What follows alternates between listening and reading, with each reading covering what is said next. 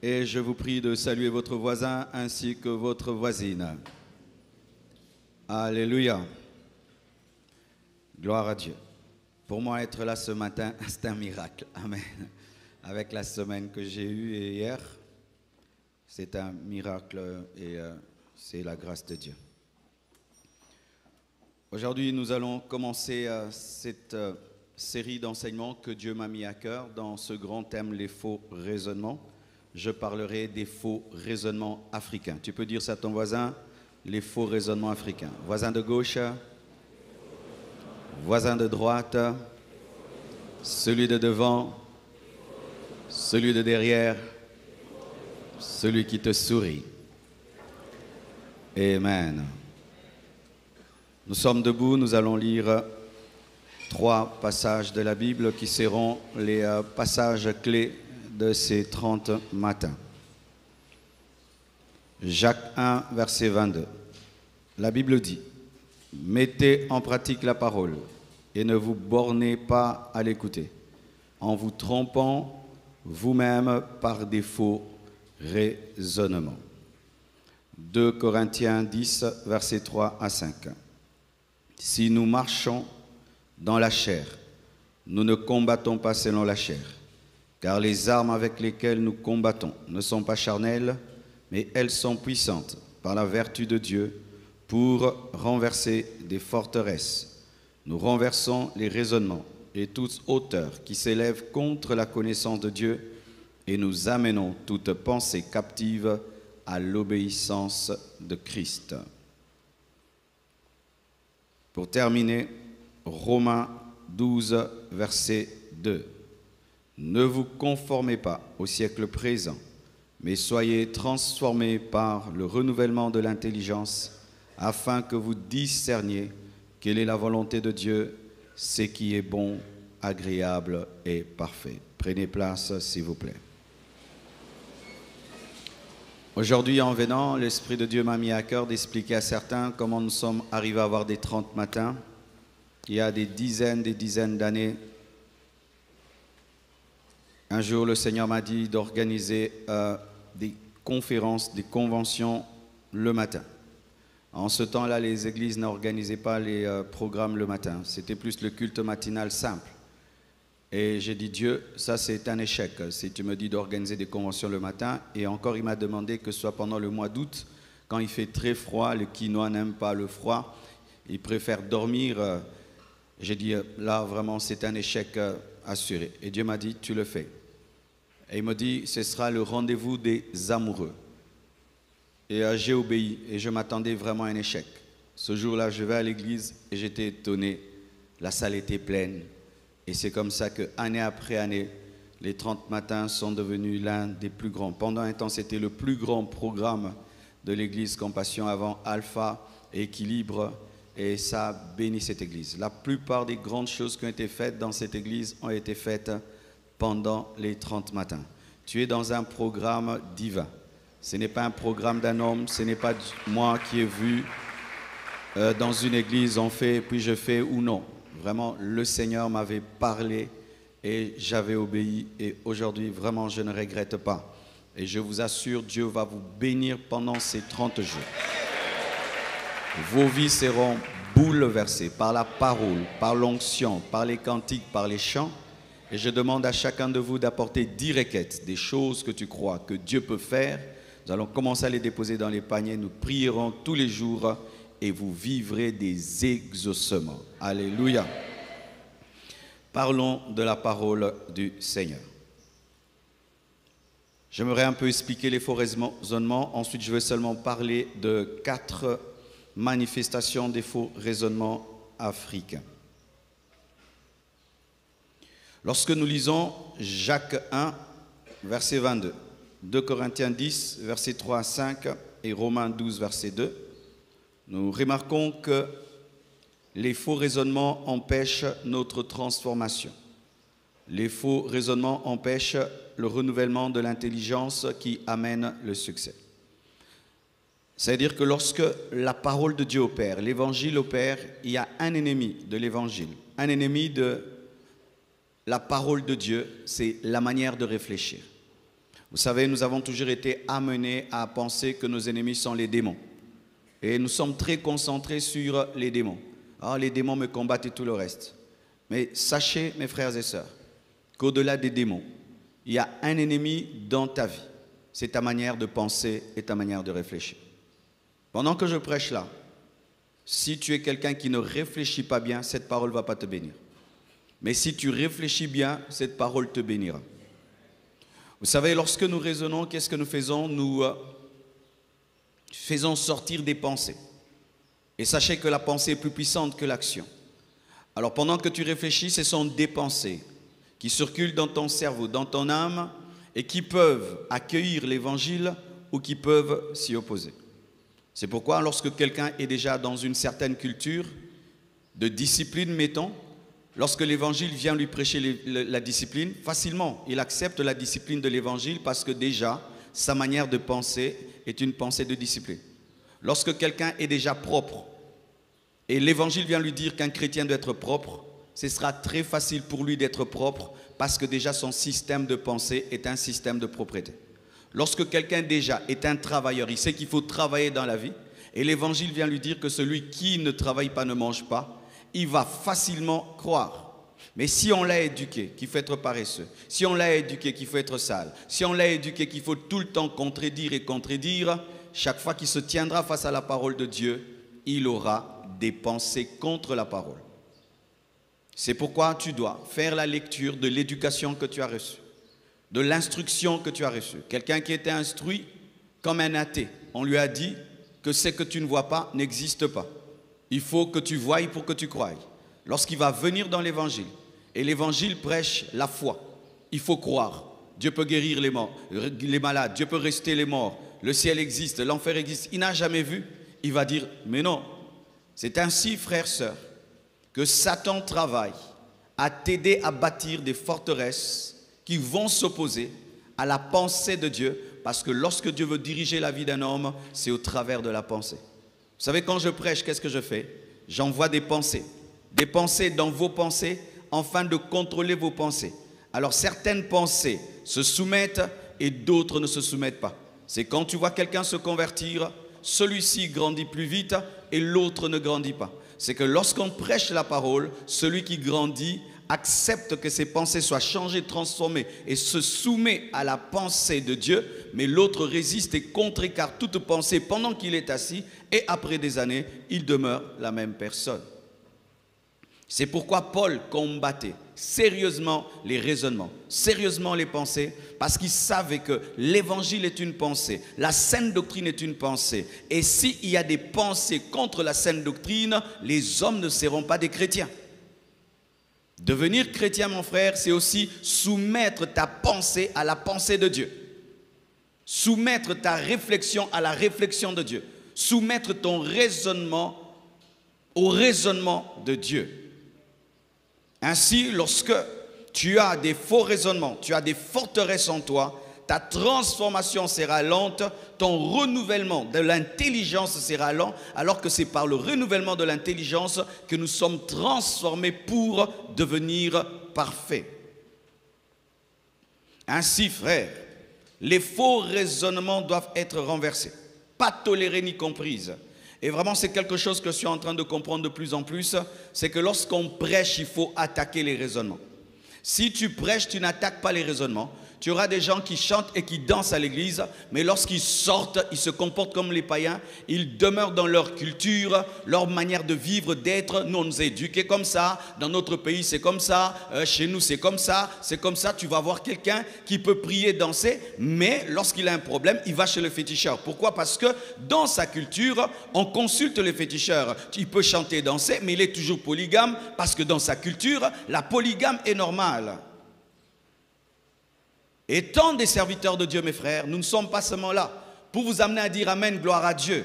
Nous sommes là pour choquer votre manière de réfléchir, bouleverser votre manière de réfléchir et vous amener à réfléchir comme Jésus. Car si tu réfléchis comme Jésus, tu auras les œuvres de Christ, car ce sont les pensées qui engendrent les œuvres. Et les œuvres engendrent les habitudes engendrent le caractère et c'est le caractère qui détermine la destinée. Alléluia. Alors j'aimerais dire quelque chose avant d'entrer en profondeur. Mes frères et sœurs, ce que je vais dire se retrouve partout dans le monde. Ce ne sont pas des raisonnements seulement liés à l'Africain, mais quand même qui sont intensifiés en Afrique. Je ne veux pas dire que les Occidentaux ne sont pas dans ces raisonnements, dans ces faux raisonnements, mais quand même, frères, j'ai remarqué que ces faux raisonnements sont intensifiés en Afrique et sont la cause de notre sous-développement. Lorsque tu vois une nation sous-développée, tu dois savoir que c'est d'abord sa pensée qui est sous-développée. On peut prendre les Congolais, on les amène au Japon. On prend les Japonais, on les amène au Congo. Dans 20 ans, le Congo sera le Japon sera le Congo. C'est vrai de vrai de vrai. On nous prend, on nous amène au Japon. Et les Japonais viennent ici, nous allons encore voyager pour revenir au Congo. Le problème, ce ne sont pas les routes. Le problème, ce ne sont pas les gratte-ciel. Les problèmes, ce ne sont pas les belles voitures, l'électricité et l'eau. Le problème, c'est dans la pensée. Avant qu'un peuple soit sous-développé sur le plan matériel, financier, économique, il est d'abord sous-développé dans la pensée. Alléluia. Et si nous ne l'acceptons pas déjà, c'est déjà un grand problème, mon frère. Il fut un temps, en Occident, ils croyaient tout le temps aux sorciers, vous le savez. Oui, ils croyaient tout le temps aux sorciers. En Angleterre, ils croyaient tout le temps aux sorciers. Tous c'était les sorciers, tous c'était les sorciers, tous c'était les sorciers. Mais après, ils ont évolué. Ils ont dit non, peut-être ce n'est pas le sorcier. Ils étaient à notre niveau et ils n'étaient pas très développés. Le développement commence d'abord dans la tête, commence d'abord dans la mentalité. Et si nous prions, nous adorons, nous chantons, mais nous ne changeons pas notre manière de réfléchir, nous serons des chrétiens remplis du Saint-Esprit dans un continent pauvre et sous-développé, dans un pays pauvre et sous-développé. Alors, pour gagner le temps, mes frères et sœurs, voici 4 faux raisonnements africains, des forteresses, des manières de réfléchir qui s'opposent à Dieu, qui s'opposent à l'excellence, qui s'opposent au succès, qui s'opposent au développement, qui s'opposent à la grandeur, qui s'opposent à l'élévation, qui s'opposent au plan de Dieu, qui s'opposent à notre réelle, véritable destinée. J'ai échoué par la faute des autres. J'échoue à cause des autres. J'échoue parce que j'ai des ennemis. J'échoue à cause du diable, des sorciers de ma famille, les démons. C'est pourquoi j'échoue. Voici ce que nous disons toujours. Tu échoues rapidement. L'Africain ne cherche pas loin. Il doit avoir un sorcier dans le quartier. C'est sûr que c'est ma tante. Si ma vie ne va pas bien, c'est sûr que des gens se sont ligués contre moi. Si ma vie ne va pas bien, c'est sûr que j'ai des liens. Si ma vie ne va pas bien, c'est sûr que les gens sont jaloux de moi. Ils m'ont ensorcelé. Et c'est devenu même le message des pasteurs et des prédicateurs. C'est ce qu'on prêche à longueur de jour. Tes ennemis, les sorciers. Oh! Prêchons tous les jours les sorciers. Le pays ne s'arrange pas. Prêchons tous les jours les sorciers. Les vies des gens ne changent pas. Coupant tous les jours des liens et ils sont toujours liés. Délivrant toujours et ils sont toujours possédés. Ça fait combien d'années que tu cherches la délivrance? Ça fait combien d'années que tu chasses le même démon? 20 ans en train de chasser le même démon. Mais là où on ne chasse pas les démons, ils sont développés. Et là, on chasse tous les jours les démons. Il y a des trous partout. Ah oui, frère. Ah oui. Nous devons penser et réfléchir selon Dieu. Lorsque Adam et Ève ont péché et qu'ils se sont retrouvés nus, est-ce que Dieu est allé chercher le serpent en premier? Il est allé chercher l'homme. Il n'est pas allé chercher le serpent. Pourquoi? Parce que quand on échoue, ce n'est pas la faute de quelqu'un, c'est sa propre faute. Est-ce qu'aujourd'hui tu peux le reconnaître? Est-ce que tu peux reconnaître que ton échec provient de toi-même? Est-ce que tu peux arriver à ça pendant ces 30 matins? Si seulement tu arrives à ça, ta vie va changer. Parce que accuser le diable, c'est facile. Accuser les sorciers qu'on ne voit pas, c'est facile. Accuser les autres, c'est facile. Et lorsque tu accuses les autres et tu dis qu'ils sont la cause de ton échec et qu'eux continuent à te combattre, donc tu échoueras toute ta vie parce qu'il y a des gens qui te combattent. Donc tu échoueras toute ta vie parce qu'il y a un Satan qui ne peut pas se convertir. Donc, échouons parce que Satan est mauvais. Échouons parce que les sorciers sont mauvais. Non, frère. L'Africain doit arrêter de mettre tout sur le diable, tout sur les démons, tout sur le sorcier et dire c'est moi. Peux-tu dire que c'est toi qui es paresseux? C'est pourquoi tu ne réussis pas. Que tu as un mauvais caractère, c'est pourquoi tu chasses les gens. Que tu es médiocre, c'est pourquoi tu rates le succès. Que tu as refusé de te former, c'est pourquoi tu rates des opportunités. Que tu n'es pas au meilleur de ta vie. Chaque fois tu donnes un tout petit peu. Tu n'es jamais à 100%. Ça, tu ne dis pas. Rares sont ceux qui disent cela. Oh, j'ai échoué dans la vie parce que j'étais un paresseux dans mes études. Mes affaires ne marchent pas parce que je parle mal aux clients. Ça, on ne dit pas. La sorcellerie, la magie. Je ne me marie pas parce que j'ai des mauvaises réponses. Non, l'esprit de célibat. L'esprit de mauvaises réponses. Alléluia. Tout esprit de célibat, tout esprit de pauvreté, tout esprit de blocage. Et le caractère de blocage, là, tu ne le connais pas. Et pendant que tu es en train de dire que les sorciers, les démons te combattent, quelqu'un d'autre, lui, ne chasse même pas les démons.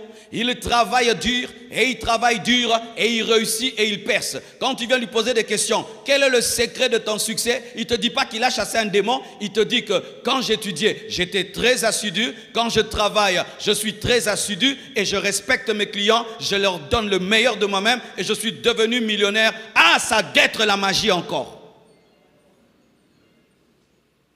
Peux-tu reconnaître que si tu es là où tu es, c'est toi-même? Parce que même le diable que tu accuses, étant un chrétien, n'a aucun pouvoir sur toi. Le sorcier n'a aucun pouvoir sur toi. Et donc même dire que c'est à cause du sorcier, ça révèle encore que c'est ta faute. Car comment le sorcier peut être plus fort que toi?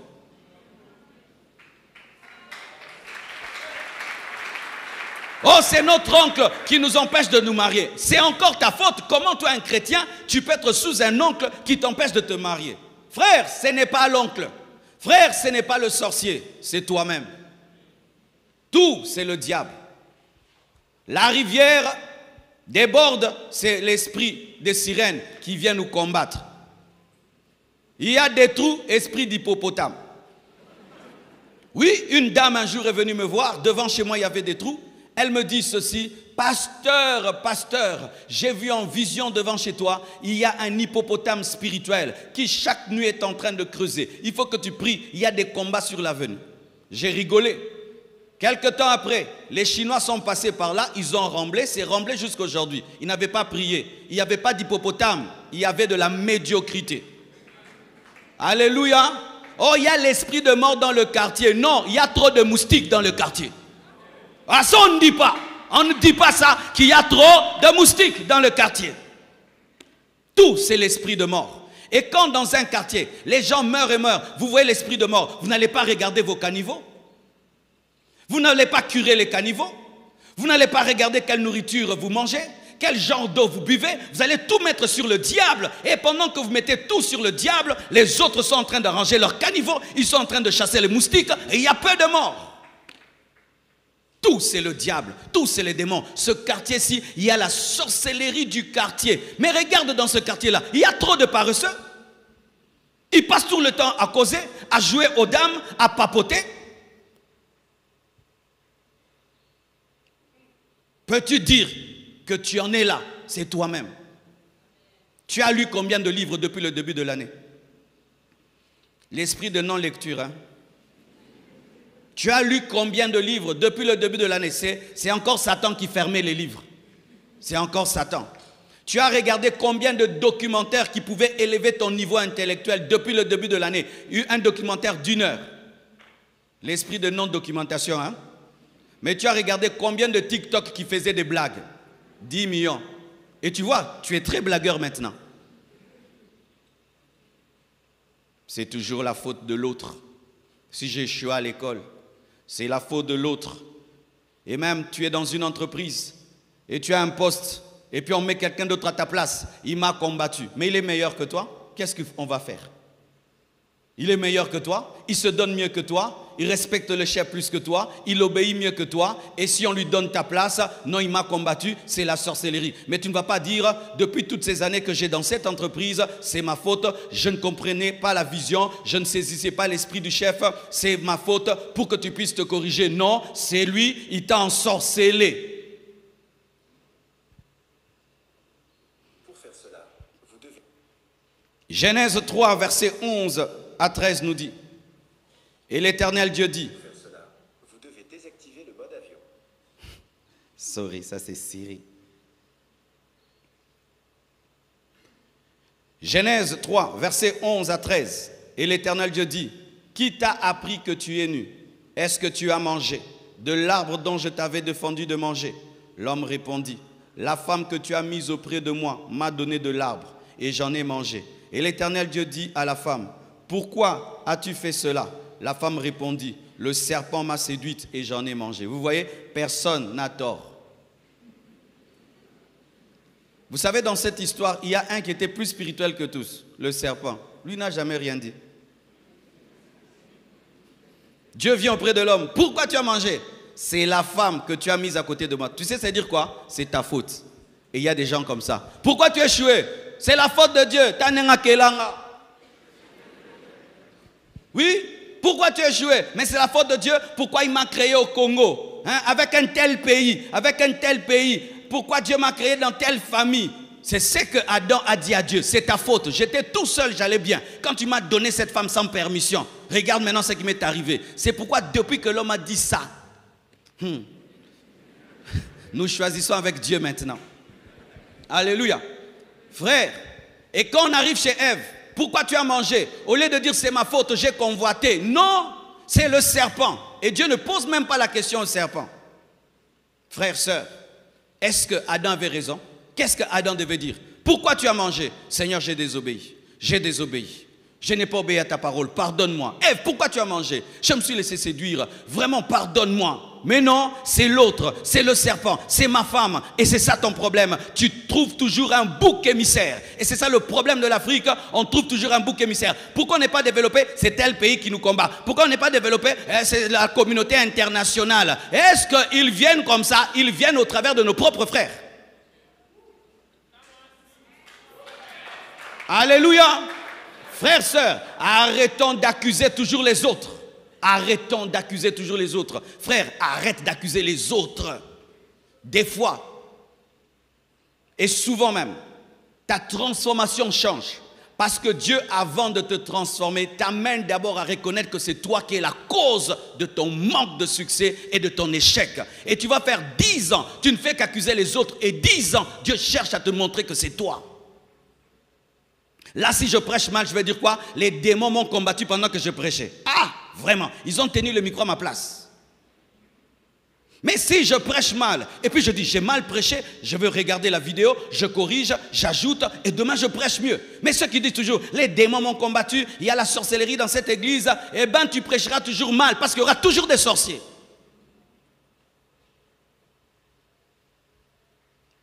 Tu es pauvre, dis, c'est ma faute. Je suis pauvre, c'est ma faute. Je n'ai jamais cherché le travail. Je ne travaille pas, je ne fais rien. Je ne fais que dormir et me réveiller. C'est ma faute. Et tu vas te battre. Mais si tu dis non, dans notre famille, il y a un combat. Lorsqu'on finit les études, malgré qu'on a les diplômes, on n'arrive jamais à voir le travail. C'est un combat familial. Il y a un blocage, une limitation. Et on chante l'imitation, l'imitation. Et les gens viennent à l'église, ils prient, mais dans leur tête, c'est la faute de l'autre. Ce sont les limitations. Et tu vas faire 10 ans, 15 ans dans l'église, rempli du Saint-Esprit, mais au même endroit, parce que tu ne réfléchis pas bien. Tu dis que c'est le serpent, tu dis que c'est la femme, alors que c'est toi. C'est toi. Chaque fois qu'une chose ne s'est pas bien passée, j'ai cherché en moi-même la cause et je l'ai toujours trouvée. Je l'ai toujours trouvée. Chaque fois qu'une chose n'a pas bien marché, c'était souvent en moi-même, ce n'était pas dans l'autre. Parce que même les problèmes qu'on a avec les autres, souvent sont provoqués par nous. Alléluia. Alléluia.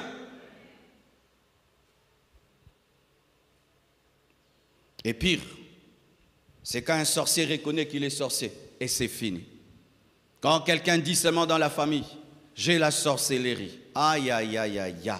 Tout ce qui nous arrive, ça devient lui. Tu as des maux de tête, c'est lui. Tu échoues à l'école, c'est lui. Tu as quelque chose, c'est lui. Ainsi, tu te dédouanes, tu te déresponsabilises de tous tes échecs et tu places ça sur un sorcier. Ainsi, nous avons rendu Satan omnipotent. Satan ne peut pas tout. Même quand il veut tout faire, il ne peut pas tout. Il est sous le contrôle de Dieu. Alléluia. Et Satan n'est pas partout. Je répète, Satan n'est pas partout. Mais cette mentalité fait de Satan un omnipotent et un omniprésent. Des fois même, quand on lui attribue des choses, lui-même est étonné, il dit, ah, vraiment ça, c'est pas moi. Mais merci quand même pour la publicité. Alléluia. Dis à ton voisin, tout n'est pas le diable. Tout n'est pas la sorcellerie. Le maximum, c'est toi. Regarde, lui dit, c'est toi.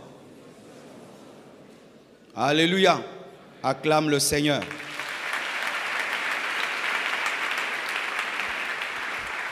Une autre mentalité.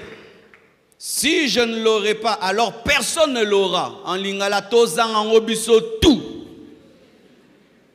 Si je ne l'aurai pas, personne ne l'aura. Si je ne réussis pas, personne ne réussira. Une pensée remplie d'égoïsme, de méchanceté, de destruction. Et nous voyons cela dans la Bible, dans 1 Roi 3, verset 23-27. Deux femmes qui viennent et se chamaillent pour avoir le même enfant. Et Salomon a la sagesse de demander de couper en deux l'enfant. Et la vraie mère tressaillit et dit, non, laissez-leur, qu'elle prenne l'enfant et que mon enfant vive. Mais l'autre dit quoi? Nous allons le déchirer en deux, coupez-le, nous allons le perdre. Pourquoi? Parce qu'elle avait déjà tué son enfant. Et comme son enfant est mort, il fallait que l'enfant de l'autre aussi meure. Si je ne réussis pas, tout le monde ne réussira pas. Quelqu'un dans notre pays a dit, après moi c'est le déluge. Donc comme lui va mourir, que tous en puissent mourir.